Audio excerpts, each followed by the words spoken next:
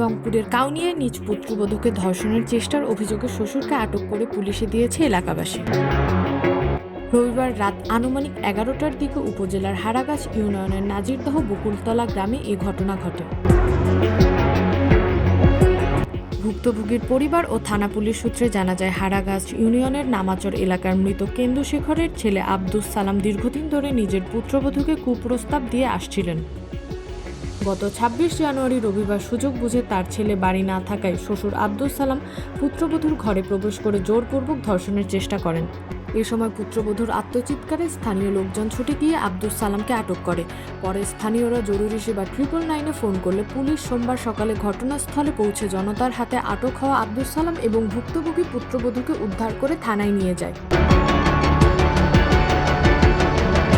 কাউনিয়া থানার officer in charge Abdul Latif জানান, ভুক্তভোগীর স্বামী আলমগীর হোসেন তার স্ত্রীকে ধর্ষণের চেষ্টার অভিযোগে নিজ পিতার বিরুদ্ধে নারী ও শিশু নির্যাতন দমন আইনে মামলা দায়ের করেছেন।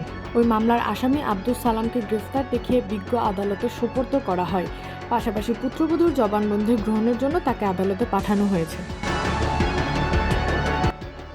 Desk report, IVO news 24।